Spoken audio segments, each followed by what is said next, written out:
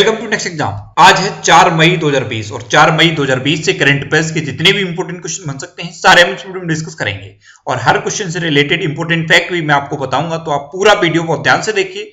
Last में मैं आपसे क्वेश्चन भी पूछूंगा, उसका आंसर आपको कमेंट बॉक्स में बताना है। आज के इस वीडियो की पीडीएफ फाइल आप इस वीडियो के डिस्क्रिप्शन से डाउनलोड कर सकते हैं। पीडीएफ आप हमारे टेलीग्राम ग्रुप से भी डाउनलोड कर सकते हैं। टेलीग्राम ग्रुप पर आपको सारी पीडीएफ एक साथ मिल जाएंगी और टेलीग्राम ग्रुप का लिंक मैंने इस वीडियो के डिस्क्रिप्शन में दे दिया है, तो आप उस लिंक पर क्लिक करके टेलीग्राम ग्रुप ज्वाइन कर सकते हैं। तो चलिए स्टार्ट करते हैं।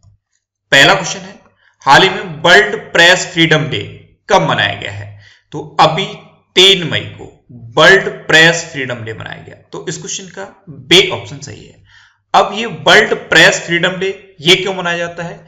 तो प्रेस की स्वतंत्रता के महत्व के बारे में जागरूकता बढ़ाने के लिए हर साल 3 मई को ये वर्ल्ड प्रेस फ्रीडम डे मनाया जाता है। अच्छा, ये इंपोर्टेंट डे वाला क्वेश्चन है। तो अभी मई में कौन कौन से इंपोर्टेंट डे मनाए गए हैं? 1 मई को मनाया गया था अंतरराष्ट्रीय श्रमिक दिवस, उसका 2 मई को मनाया गया वर्ल्ड ट्यूना डे और अब ये 3 मई को मनाया गया है वर्ल्ड प्रेस फ्रीडम डे। अब वर्ल्ड प्रेस फ्रीडम इतना लिखा देख के आपके माइंड में कुछ क्लिक करना चाहिए। इस बार के वर्ल्ड प्रेस फ्रीडम इंडेक्स में कौन टॉप पर रहा? तो इस बार के वर्ल्ड प्रेस फ्रीडम इंडेक्स में नॉर्वे टॉप पर रहा था, सेकंड नंबर पे फिनलैंड रहा था, थर्ड नंबर पे डेनमार्क रहा था, फोर्थ नंबर भी मैंने आपको बताया था, फोर्थ नंबर पे स्वीडन रहा था। अच्छा, अपना इंडिया कौन से नंबर पे रहा था? तो अपना इंडिया 142वें नंबर पे रहा था। इंडिया 2 पोजीशन नीचे गया था। लास्ट ईयर इंडिया 140वें नंबर पे था, लेकिन इस बार इंडिया 142वें नंबर पे है। तो इतना आपको वर्ल्ड प्रेस फ्रीडम इंडेक्स से रिलेटेड याद रखना है। अच्छा, ये इंपोर्टेंट डे वाला क्वेश्चन है। तो आज मैंने आपको सारे इंपोर्टेंट डे बताए हैं। अभी तक 3 इंपोर्टेंट डे बनाए गए। यही हैबिट आपको डेवलप करनी है। जब भी कोई इंपोर्टेंट डे आए आपको तुरंत सारे इंपोर्टेंट डे रिवाइज करने हैं। आज के इस वीडियो का हम टारगेट रखते हैं 40,000 लाइक का। तो अगर ये वीडियो आपको अच्छा लगता है, हेल्पफुल लगता है, तब आप इस वीडियो को लाइक और शेयर जरूर किया करो। और मैं आपको ही बोलता हूं, डेली मॉर्निंग में उठकर सबसे पहले अपने लिए टारगेट फिक्स करो, चाहे छोटा सा ही टारगेट फिक्स करो, लेकिन डेली मॉर्निंग में उठकर सबसे पहले अपने लिए टारगेट फिक्स करो और फिर अपना पूरा दिन उस टारगेट को अचीव करने में लगा दो। आपकी लाइफ ऑटोमेटिकली अच्छी हो जाएगी। नेक्स्ट क्वेश्चन है, हाल ही में one nation one ration card योजना के तहत कितने राज्यों को जोड़ा गया है? तो अभी one nation one ration card योजना के तहत 5 नए राज्यों को जोड़ दिया गया। तो इस क्वेश्चन का सी ऑप्शन सही है। अब ये 5 नए राज्य कौन से हैं? उत्तर प्रदेश, बिहार, पंजाब, दादरा नगर हवेली और दमन दीव।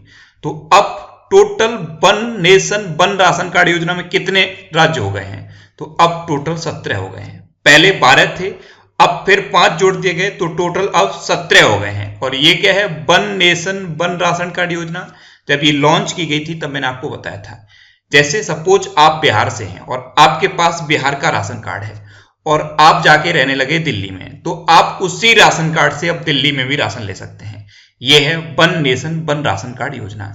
इसमें क्या है, जो राशन कार्ड है उसको आधार कार्ड से लिंक कर दिया गया है और ये उनके लिए बेनिफिशियल है जो मजदूर बिहार से जाके दिल्ली में काम करते हैं या और अदर स्टेट में जाके काम करते हैं, तो उनका राशन कार्ड अब वहां पे भी काम करेगा। तो अब तक one nation one ration card योजना में 17 राज्यों को जोड़ा जा चुका है। नेक्स्ट क्वेश्चन है, हाल ही में आरबीआई ने किस बैंक का लाइसेंस रद्द किया है? तो अभी आरबीआई ने सीकेपी बैंक का लाइसेंस रद्द किया। तो इस क्वेश्चन का बी ऑप्शन सही है। आई होप आप इस बैंक का नाम पहली बार सुन रहे होंगे, सीकेपी बैंक। ये 104 साल पुरानी बैंक है और अब आरबीआई ने इसका लाइसेंस रद्द किया है। इसका हेडक्वार्टर मुंबई में है और इसकी टोटल 8 ब्रांच थी। तो अब सीकेपी बैंक का लाइसेंस आरबीआई ने रद्द किया है। अब आरबीआई की स्थापना कब हुई थी? 1 अप्रैल 1935 को। आरबीआई का हेडक्वार्टर कहां पे है? मुंबई में। और आरबीआई के प्रेजेंट टाइम पे गवर्नर कौन है? शक्तिकांत दास। अच्छा, शक्तिकांत दास आरबीआई के कौन से नंबर के गवर्नर हैं? तो शक्तिकांत दास आरबीआई के 25वें नंबर के गवर्नर हैं। नेक्स्ट क्वेश्चन है, किस राज्य के गौरवशाली इतिहास पर Shivaji in South Block the unwritten history of the proud people नामक पुस्तक लिखी गई है? तो ये महाराष्ट्र के गौरवशाली इतिहास पर लिखी गई है। तो इस क्वेश्चन का बी ऑप्शन सही है। अब इस बुक का नाम आपको याद रखना है और इस बुक के राइटर का नाम आपको याद रखना है। तो इसके राइटर हैं गिरीश कुबेर। कौन है? गिरीश कुबेर। और बुक का नाम क्या है? Shivaji in South Block, the unwritten history of a proud people. तो इस बुक का और इसके राइटर का दोनों नाम आपको याद रखने हैं। अब ये महाराष्ट्र के गौरवशाली इतिहास पर बेस्ड है। तो अभी महाराष्ट्र के बॉम्बे हाईकोर्ट के नए चीफ जस्टिस बने थे दीपंकर दत्ता। इनका नाम आपको याद रखना है। अच्छा, महाराष्ट्र में संजय गांधी, गुगमल और नवेगांव नेशनल पार्क हैं। तो ये 3 नेशनल पार्क इंपॉर्टेंट है महाराष्ट्र से। और जब मैं संजय गांधी नेशनल पार्क के बारे में बताया था तब मैंने आपको बताया था कि संजय नेशनल पार्क से आपको कंफ्यूज नहीं होना है। जो संजय नेशनल पार्क है वो मध्य प्रदेश में है और संजय गांधी नेशनल पार्क महाराष्ट्र में है।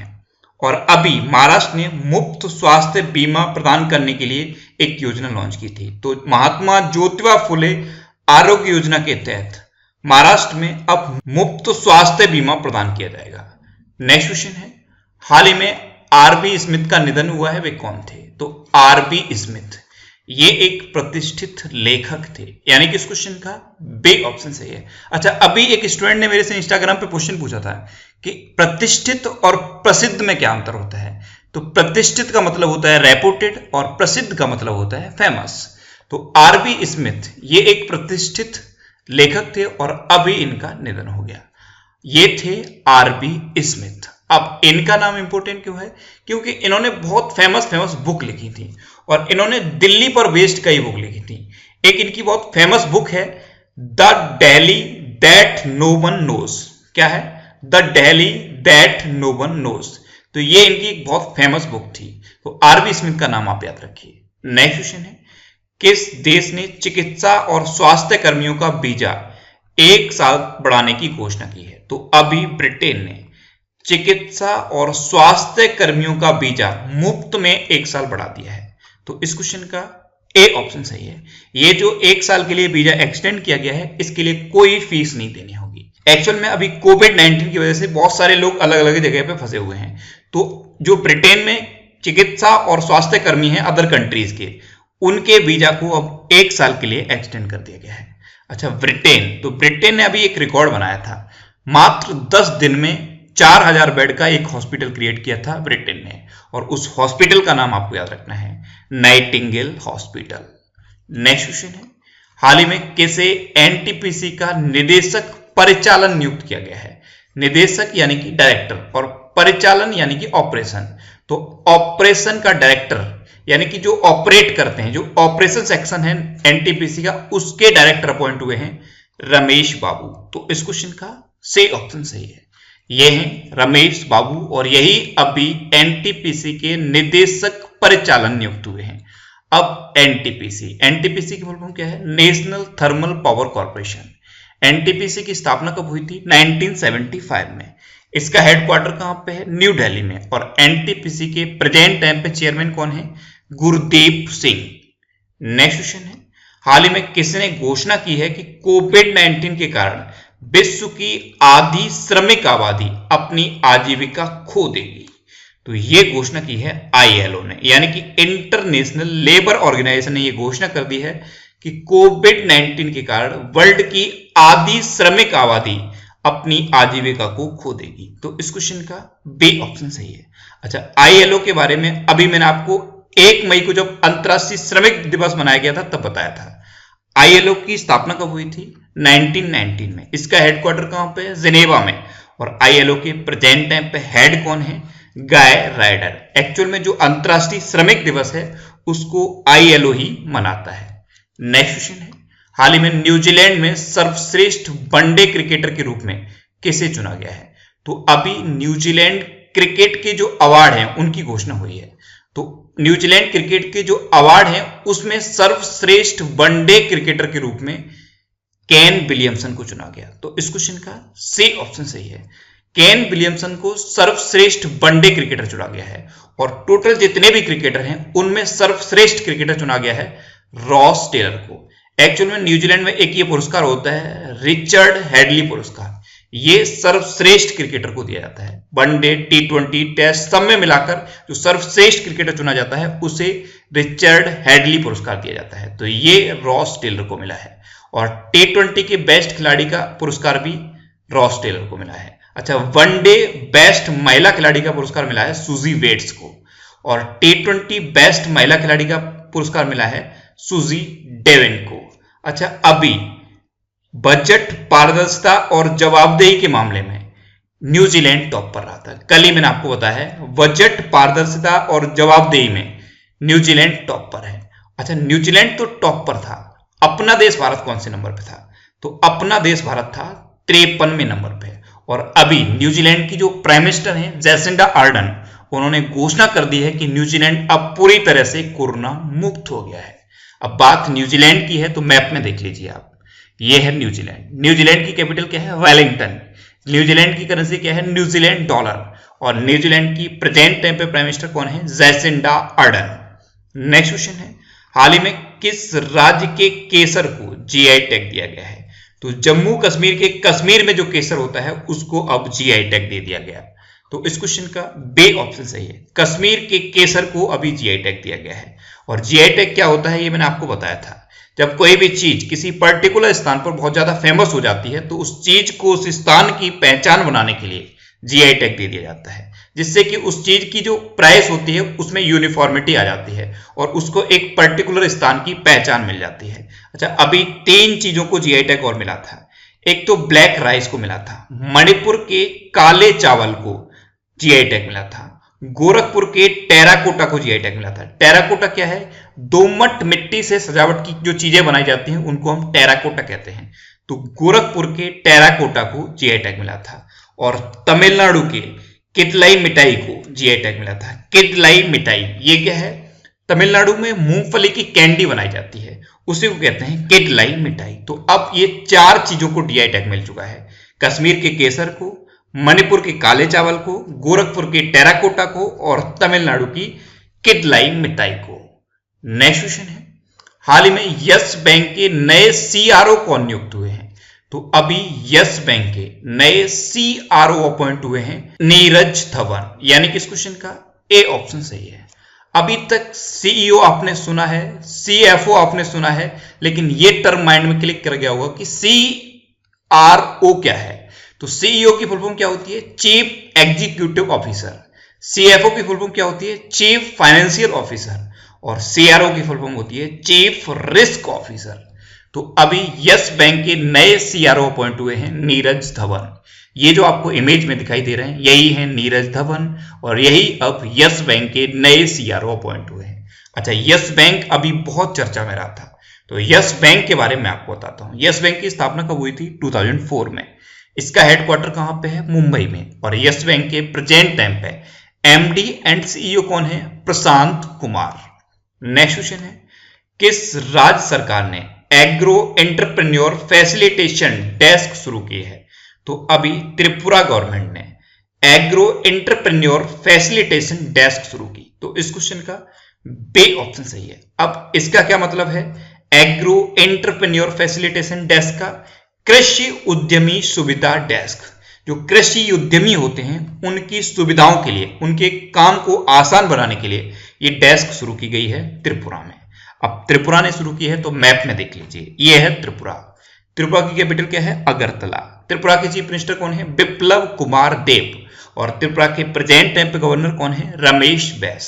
अच्छा, त्रिपुरा के ये 2 नेशनल पार्क इंपोर्टेंट हैं, एक राजबरी नेशनल पार्क और एक क्लाउड लेपर्ड नेशनल पार्क। तो ये 2 नेशनल पार्क त्रिपुरा से आपको याद रखने हैं। नेक्स्ट क्वेश्चन है, हाल ही में किस देश में होने वाले कॉमनवेल्थ यूथ गेम्स को स्थगित कर दिया गया है? तो कॉमनवेल्थ यूथ गेम्स ये अभी जापान में होने थे, लेकिन अब इनको स्थगित कर दिया गया है। तो इस क्वेश्चन का बे ऑप्शन सही है। एक्चुअल में अभी जापान के टोक्यो में कॉमनवेल्थ यूथ गेम्स होने थे और ये 2021 में होने थे, लेकिन जो टोक्यो ओलंपिक होंगे वो भी 2021 में होंगे। तो ये दोनों एक दूसरे से क्लैश कर रहे थे, इसलिए अब कॉमनवेल्थ यूथ गेम्स को 2023 तक के लिए स्थगित कर दिया गया है। अब कॉमनवेल्थ यूथ गेम्स स्थगित हुए हैं, एक और यूथ गेम्स होने हैं, एशियन यूथ गेम्स। वो कहां पे होने हैं? एशियन यूथ गेम्स चाइना में होने हैं। तो ये आपको याद रखना है, एशियन यूथ गेम्स चाइना में होने हैं और ये कॉमनवेल्थ यूथ गेम्स ये जापान के टोक्यो में होने हैं। नेक्स्ट क्वेश्चन है, किस राज्य सरकार ने कार और जीप जैसी सरकारी वाहनों की खरीद पर साल भर के लिए बैन लगाया है? तो गवर्नमेंट के जो एम्प्लॉय होते हैं अपने अपने डिपार्टमेंट के लिए जो कार और जीप खरीदते हैं उन पर 1 साल के लिए बैन लगा दिया है हरियाणा गवर्नमेंट ने। तो इस क्वेश्चन का बी ऑप्शन सही है। जैसे अलग अलग गवर्नमेंट डिपार्टमेंट में जो गाड़ियां आती हैं उनको 1 साल तक के लिए अब हरियाणा में नहीं खरीदा जाएगा। ये कोविड-19 की वजह से किया गया है। अब हरियाणा ने इसको बैन लगाया है। तो ये है मैप में हरियाणा। हरियाणा की कैपिटल क्या है? चंडीगढ़। हरियाणा के चीफ मिनिस्टर कौन है? मनोहर लाल खट्टर। और हरियाणा के प्रेजेंट टाइम पे गवर्नर कौन है? सत्यदेव नारायण आर्य। नेक्स्ट क्वेश्चन है, हाल ही में अमेरिकी सरकार ने किस कंपनी की 5 फॉरेन साइट्स को ब्लैकलिस्ट करने की घोषणा की है? तो अभी अमेरिका की ट्रंप गवर्नमेंट ने अमेजन की 5 फॉरेन साइट्स को ब्लैकलिस्ट कर दिया है। तो इस क्वेश्चन का बी ऑप्शन सही है। एक्चुअल में अमेजन पे ये आरोप लगा था कि अमेजन पे कुछ लोग फेक प्रोडक्ट को सेल कर रहे हैं। इसी वजह से अमेरिका ने अमेजन की 5 फॉरेन साइट्स को ब्लैकलिस्ट किया है। अब ये 5 फॉरेन साइट्स कौन सी हैं? एक तो यूके की है, एक जर्मनी की है, एक फ्रांस की है, एक इंडिया की है और एक कनाडा की है। तो ये 5 फॉरेन साइट्स को अमेरिकी गवर्नमेंट ने ब्लैकलिस्ट किया है। अब लास्ट वीडियो के क्वेश्चन का आंसर। लास्ट वीडियो में मैंने आपसे क्वेश्चन पूछा था कि हाल ही में दुनिया का सबसे ज्यादा देखा जाने वाला कार्यक्रम कौन बना है? तो अभी रामायण दुनिया का सबसे ज्यादा देखा जाने वाला कार्यक्रम बना, यानी कि इस क्वेश्चन का बी ऑप्शन सही था और लगभग सभी स्टूडेंट ने इसका आंसर सही दिया है। मोस्टली स्टूडेंट ने इसके बारे में डिटेल में लिखा। मैं आपको एक बार फिर बोलूंगा, क्वेश्चन के बारे में आपको जितना ज्यादा से ज्यादा पता हो आप लिखा करो, क्योंकि जो चीजें आप लिख देते हो फिर उन्हें आप कभी नहीं भूलते। अब आपके लिए आज का क्वेश्चन, आपके लिए आज का क्वेश्चन है, हाल ही में किस देश की cricket team ICC test ranking में शीर्ष पर पहुंची है? 4 ऑप्शन दिए गए हैं, इनमें से आपको अपना आंसर बताना है। और इसके अलावा हम हमारे फेसबुक पेज पर previous year question daily post करते हैं, तो आप फेसबुक पर नेक्स्ट एग्जाम सर्च करके हमारा फेसबुक पेज ज्वाइन कर सकते हैं, क्योंकि प्रीवियस ईयर के क्वेश्चन आपको बहुत हेल्प करते हैं। अगर आपको किसी क्वेश्चन में कोई डाउट होता है या आपको अपने करियर से रिलेटेड भी कोई भी प्रॉब्लम है तो आप इंस्टाग्राम पे इंद्रेश आरसी INDRESH इंस्टाग्राम पे इंद्रेश आरसी सर्च करके आप मेरे साथ जुड़ सकते हैं और कोई भी डाउट, कोई भी confusion without any hesitation discuss कर सकते हैं। अच्छा, आज के इस वीडियो का आप टारगेट जरूर याद रखना। आज के इस वीडियो का टारगेट है 40,000 लाइक का। तो अगर ये वीडियो आपको अच्छा लगा है, हेल्पफुल लगा है, तब आप इस वीडियो को लाइक और शेयर जरूर किया करो। तो ये था आज का हमारा करंट अफेयर्स का वीडियो। आपको ये वीडियो कैसा लगा प्लीज कमेंट बॉक्स में जरूर बताना। और अगर अभी तक भी आपने हमारे इस चैनल को सब्सक्राइब नहीं किया है तो इसे आप सब्सक्राइब जरूर कर लीजिए। आपको इस चैनल से निश्चित ही मदद मिलेगी। जब भी आप इसे सब्सक्राइब करेंगे तो बराबर में एक बेल आइकन बन के आएगा, आप उस बेल आइकन पर जरूर क्लिक कर लें, जिससे कि आपको डेली मॉर्निंग में करंट अफेयर्स की वीडियो मिलती रहे। Next exam always with you. Thanks for watching.